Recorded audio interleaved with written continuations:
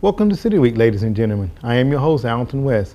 This week we will have on West Georgia Health, as we will talk about the gift shop and also the pharmacy. So stay tuned for those interviews in just a moment.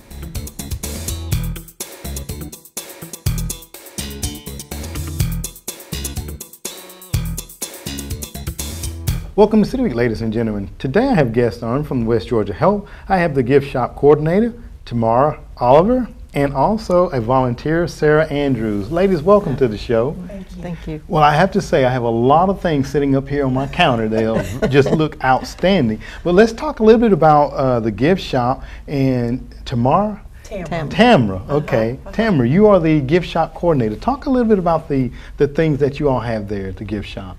Well, we have a lot of gifts. One of my favorite things to say is that we're not really just a hospital gift shop. We're a gift shop that happens to be in a hospital. Okay. We have specialty gifts. We have a lot of baby items, anything you can imagine, especially for newborns. Okay. We have children's items, games, books, stuffed animals galore. And we have jewelry, we have books, we carry Bibles and Bible covers.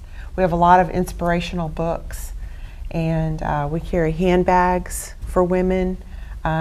We have the t-shirts. We have the It's a Girl Thing t-shirts that we do quite well with. Lots of styles and colors. Just have a wide variety of things here. And we have the capability, we have a monogram machine, and so anything that is bought in the store, we will monogram for you. And we also have a vinyl machine, so we can vinyl things like glass and plastics and things like that, and personalize them for people. Very good. Well, Sarah, I know that you are a volunteer at the gift shop there. Yes. Talk about some of the things that you get involved with, and what does that mean for you to be a volunteer there? Well, my ambition when I retired was to be a volunteer. I was a volunteer many years ago and then worked. So it just sort of fulfills that ambition that I had to do that. And I enjoy the people. You meet a lot of people, not only the hospital employees, but those coming to visit. And then we have a lot of people that just come because of what we sell. And sometimes it's different from what they can find just at the regular stores and things downtown.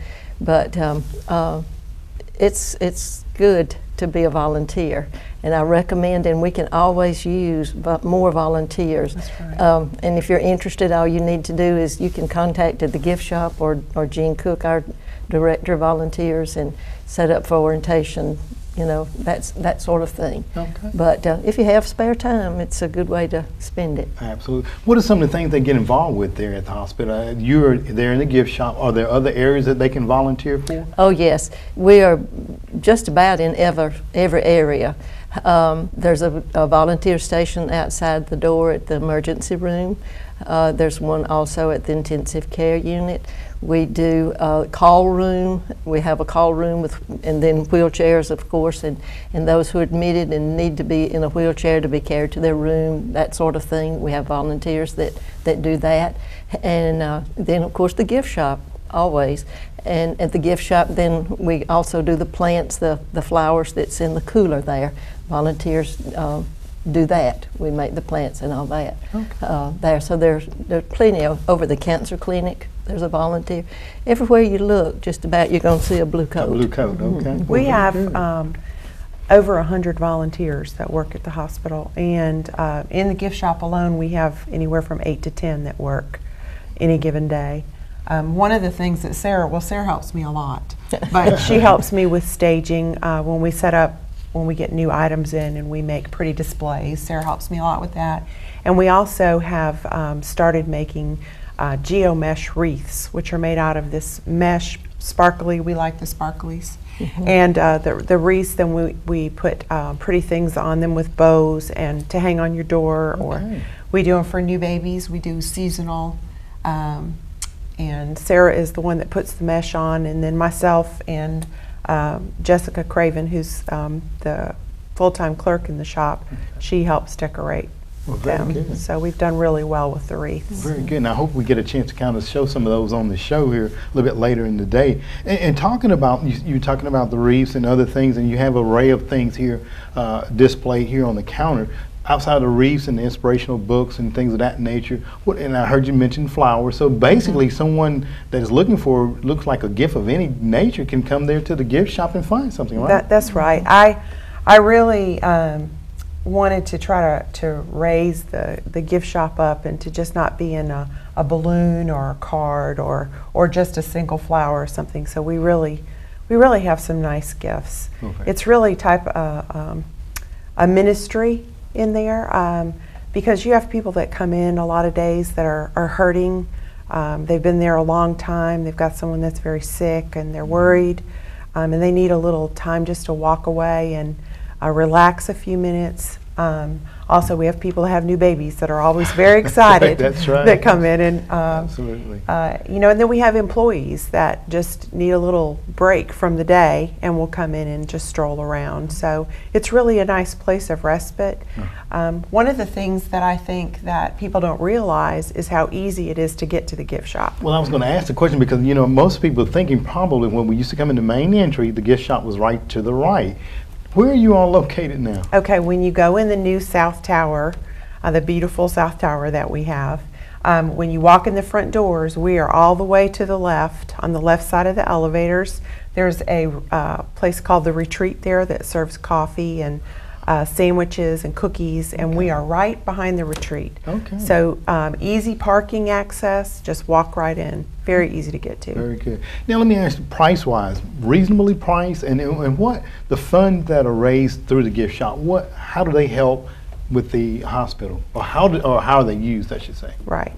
Well, we are, I think, reasonably priced because we have gifts. It's not like, you know, one thing that you have to keep in mind is we're not Walmart. We are a gift shop. That's right. But we have, I think, very reasonably priced items. And the monies that we make, we've donated $150,000 to the new emergency room that we have, and through the auxiliary. And we also have donated $150,000 to the new comprehensive cancer clinic. That is the new project that they're working on. Okay. So all monies that we make go back into West Georgia Health Foundation and ultimately back into the community. Okay, well, very good. And you were talking about, you know, you guys are located right there in the new South Tower. Hours, because people always want to know, what are your hours of operation? We have surprising hours. I think most people will be really surprised to know. Monday through Thursday, we're open from 9 in the morning until midnight. Oh. So, you know, a lot of people that work during the day and don't have time to come over, there's really not an excuse. They can come any time in the evening until midnight. Now on Fridays, we're open from 9 until 5. And on the weekends, we're open from 1 until 5. Okay, well, very good. So very flexible hours for people that would like to come in and pick up a nice item. Now, I have to ask Sarah, you next to some nice cuddly friends over there. Yes. Who do you have over there next to you there? Okay, we have a little baby girl bear, a little soft, sweet little baby girl bear, and we also have a little boy bear, but we have lots and lots of other neat little things in the plush for babies, or it doesn't have to be pink or blue. We have a lot of other things, as you can see here. See, we have mini there. We got mini, and we have a little mini here. Okay. All right. So, but we have a lot of various characters, or you know, most anything that you would want. Okay. Come and see us. Absolutely. and I guess you were mentioning earlier, like when you get new items in. So what's the frequency of getting new items in? Well, probably every week we get something new in, and sometimes it's more than others. You know, it just depends on how we order and how it's delivered to us. Okay, well, very good. And you were talking a moment ago about the volunteers and having over 100 volunteers there throughout the hospital. And Sarah, you were telling individuals that were listening if they were like to learn more about volunteer. You said there was an orientation that they need to go through. Talk a little bit about that, and when is it held? Okay, Jean Cook, our director of volunteers, she is the one that schedules the time for the orientations. what they primarily would need to do is to complete an application first, and then that would go back to Ms. Cook. And then once that workshop or orientation is scheduled, then she would be in touch with them and be sure they knew where to go and what time to be there and this sort of thing. And then once you do that, then of course you would have to have like a TB skin test. I mean, there are little things there that you have to meet the requirements there. But other than that, you buy your blue coat and your uniform, and then you're ready to be assigned. Also, you have a choice of where you want to be. Okay. So if you want to be out in the hospital, like in the call room, see, they're all over the hospital taking patients and picking up patients and taking them out to their cars to go home or whatever. So, but you do have a choice. So if you want a certain spot, then Jean will help you out and put you where you would like to be. Okay, right. Well, very good. Hopefully we can give them the phone number, if you don't mind, where they can call once again if someone is interested in calling Ms. Cook, you say? Okay, probably the easiest thing to do would be just to call the hospital, 706-882-1411, and they can connect you to her office. Okay. She has a phone in her office, but most people just know the hospital number right off. And so that would probably be the easiest way, but she can be connected there. Or anytime they see a volunteer, like if you see me out running around somewhere and you want an application, all you have to do is give me your name and address, and we'll be sure to see that you get it. Very good. All right. Alton, one of the things that we do is we host monthly sales, the auxiliary does. Okay. And so in addition to what we do at the gift shop, once a month we have a special sale that we often do in the cancer clinic, or we've also started doing some in the new South Tower lobby. We have jewelry sale, a $5 jewelry sale that is huge. And everything there is $5, and then we have a $6 jewelry sale. And then we have a finer jewelry. I mean, a little more expensive, but nicer. Nicer electronics, linens, scrubs. So each month is something different. Something different is going on. Well, very good. It's going to kind of keep the variety and keep people coming back. Yeah, now it's a gift shop and it's in the hospital. Outside shoppers, can they come? Oh yes, we welcome outside shoppers. That's why I say it's so easy to get to. One thing is we do have a Facebook page, and we post new items on the page. We also do specials, sometimes some drawings, and you'll be able to find us at West Georgia Gifts on Facebook. Okay, well, very good. Well, ladies, I'm going to tell you, our time goes by so quickly, and they have a lot of great things here. So if the viewing audience want to see more of these lovely items, go out to West Georgia Health and visit them at the gift shop. And I'm sure one of these smiling faces will be happy to serve you there. Ladies, I'm going to thank both of you all for coming on and sharing this information on today's show about the gift shop. Hopefully the doors will just kind of swing open, okay? Thank you. Thank you very much. Thank you all very much. Ladies and gentlemen, stay tuned. We'll be back for more City Week in just a moment.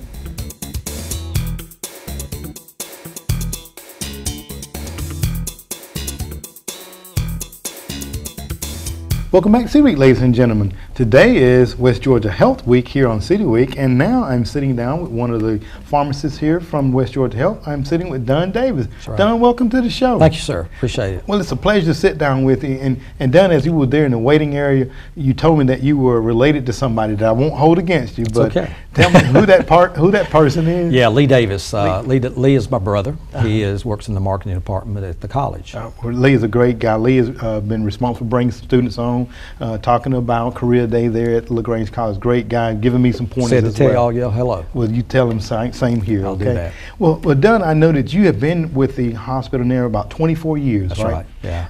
Talk a little bit about your role, and then we want to talk about the transformation of the pharmacy at the hospital and the patient care. We want to get into that a little bit. Talk about your role. Yeah, how we got in LaGrange. I actually grew up in Pine Mountain, so I'm relatively a local guy. Okay. And Vicki and I brought our young family here back in '89, and we wanted to raise our family in LaGrange, and really saw the advantages of that, saw the health system. Okay. And so this May the 1st, I will have been there 24 years. Oh man, and really what got me there is the focus, even that early, a couple of decades ago, on the clinical aspects of where pharmacy was headed. Most people's relationship with their pharmacists deals with the community pharmacists and their independent pharmacists, or maybe a chain store, CVS or Walgreens or something like that.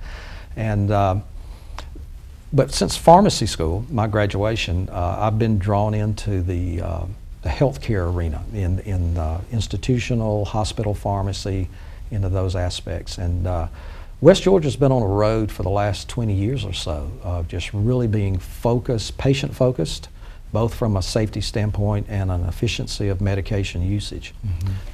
We can talk a little bit more about exactly what the pharmacists are involved in, which is, it's one of those things where over the last, again, I mentioned 15, 20 years, the pharmacy practice has become very patient-focused. We actually have clinical pharmacist specialists in all of the patient care areas. We have a pharmacist on our 6th floor, which is our step-down unit, we call it. Usually when patients are coming through the critical care unit, and once they get out of that need for that intensive monitoring and care, they may go to our 6th floor. We have a pharmacist with an office up there and works with all of those patients. We have a pharmacist on 5th floor, 4th floor, and also in the critical care unit. We have a full-time clinical coordinator who works with me and does a lot of drug research and drug formulary issues and drug management on a day-to-day basis. So very patient-focused. And talking about patient-focused, and you talked about patient safety there too, Don, we're going to talk about that a little bit more.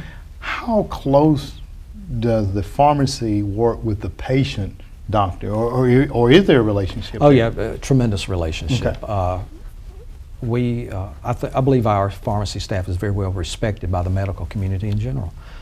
We've been working with our local doctors for years directly with their patients.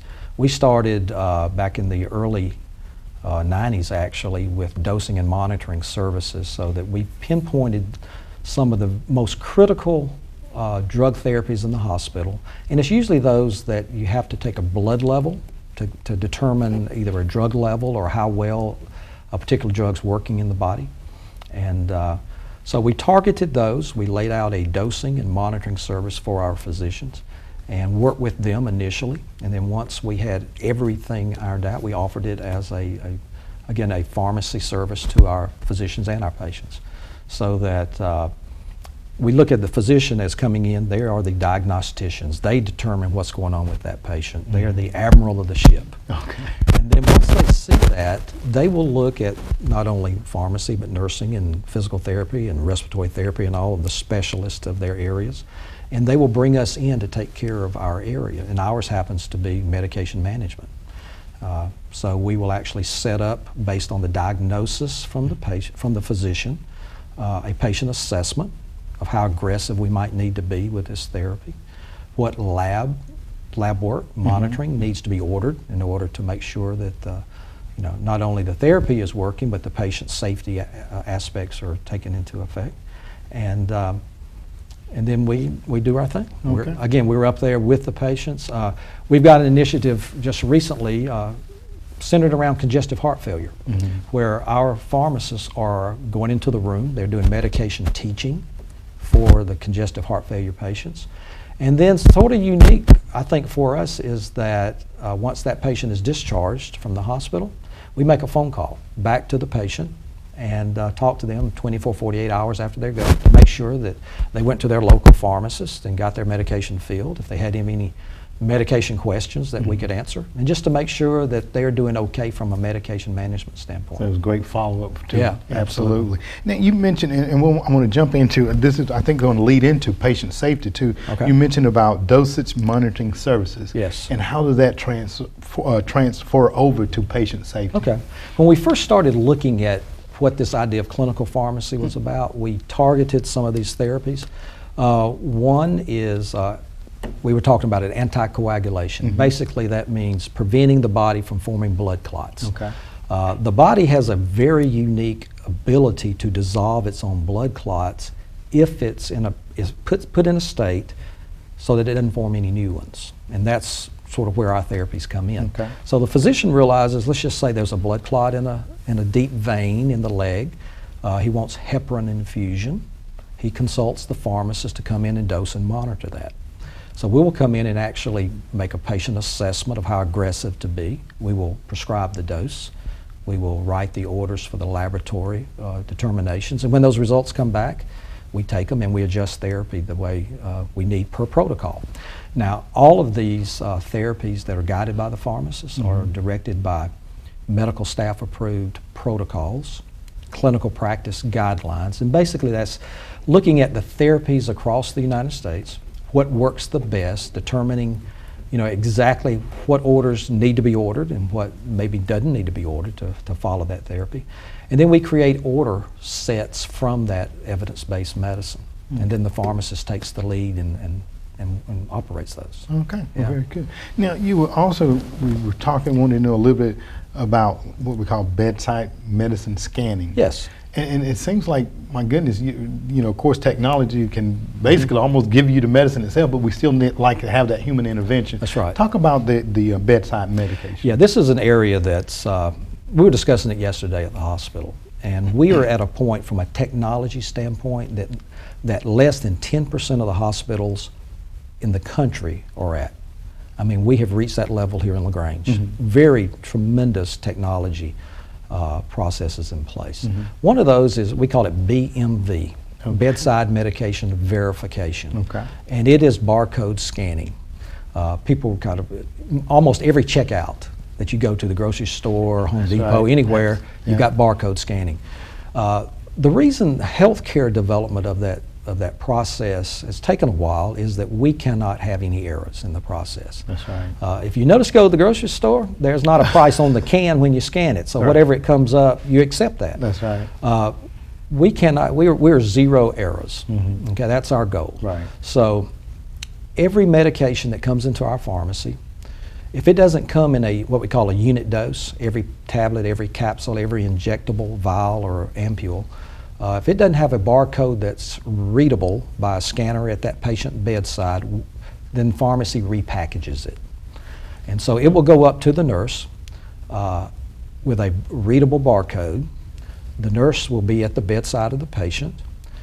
When that patient was registered, they have an armband that also has all their identifying demographics on it, information, but it also has a barcode scanner.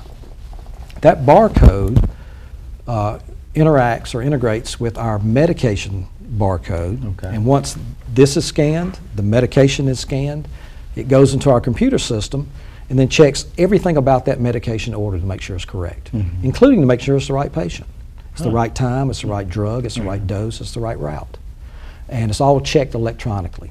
And then the nurse gets that okay to give. She administers that drug, basically pushes a button to say, I gave it, and it automatically does the electronic documentation of that drug. Oh my goodness. Yeah, it's tremendous. Absolutely. And you're talking about patient safety, and thankfully at West Georgia Health we don't have any or haven't heard of any, things like that. But you do hear, across the country, people getting the wrong medication or the wrong dosage of something. So I'm sure this is one that you all are very proud of. Yeah, it's tremendous. Absolutely. Now, and again, we're talking about drug therapy and all the various things, and working not only with the pharmacy but also the primary care physician of that patient. Again, you talked about how important that is, and just talk a little bit more about how you see that moving in the future. Sure.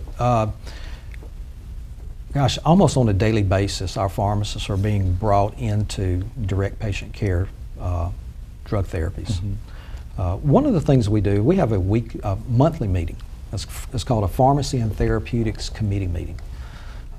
All of the departments of the hospital pretty much are represented, along with about 7 or 8 of our local physicians and hospitalists that are on our staff. And anything that has to do with pharmacy, medication, drug management, or any therapies, anything goes through that committee. So we've got a group there that's sitting around a table that's hashing out these evidence-based medicine, trying to develop clinical practice guidelines for our patients. And the background, what you don't see is all that research work that's going on. Right. I mentioned earlier, we've got Deborah Boswell. Dr. Boswell is our full-time clinical coordinator. Does a tremendous amount of drug research to get formulary issues in front of us as we sit around the table so we can discuss them. One of the things I'd like to say that from this clinical development of the pharmacist is that the single degree right now for a practicing pharmacist is at the doctorate level. At the doctorate level. So the education process is tremendous. Most schools have gone to requiring a BS degree of some sort, so a 4-year degree. Then you go into pharmacy school for an additional 4 years. So 8 years of education at a minimum. And then on the other end of that, we have residency programs that are set up, specialty area practices, and it can be a 1-year or a 2-year residency after that. So pharmacists that are coming into the healthcare settings these days, they're all Doctor of Pharmacy degrees. Some have extended residencies in specialty areas. And then we have an extended certification process. We have 2 on staff right now that have extended certifications. One's in psychological therapies, and the other is what's called pharmacotherapy, which is sort of a general medicine residency program. So we're very proud of that. Well, you know, and there's, you know, we could sit down. I mean, this is just interesting to me, Don, to just be honest with you. And we could sit down all day, it seems like, and talk about. But I want to thank you for coming on the show today and just sharing this information. I know that it has to make our general community feel a lot safer knowing that we have all these plans in place and that there's continue to provide patient safety to all of the patients that come out. So it's my pleasure being here. Well, I want to thank you for coming on and definitely want to get you to come back on again. I'd be happy to. Okay, thank you very much. Ladies and gentlemen, stay tuned. We'll be back for more City Week in just a moment.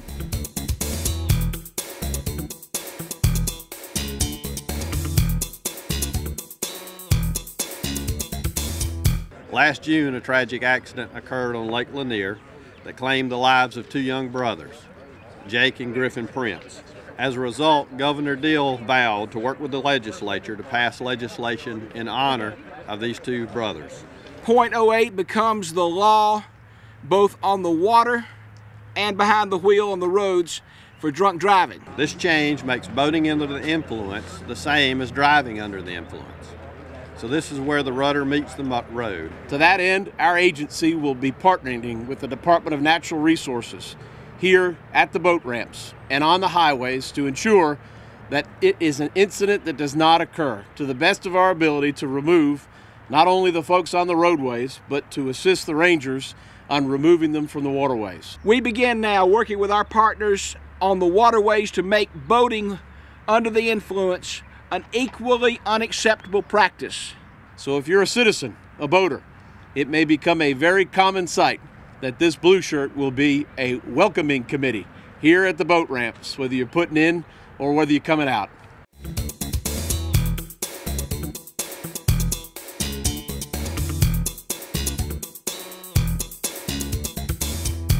Ladies and gentlemen, thank you for joining us for City Week this week. My guests have been from the gift shop and also from the pharmacy at West Georgia Health. So ladies and gentlemen, I hope that you have enjoyed those interviews. And as always, I want to invite you back for more of City Week.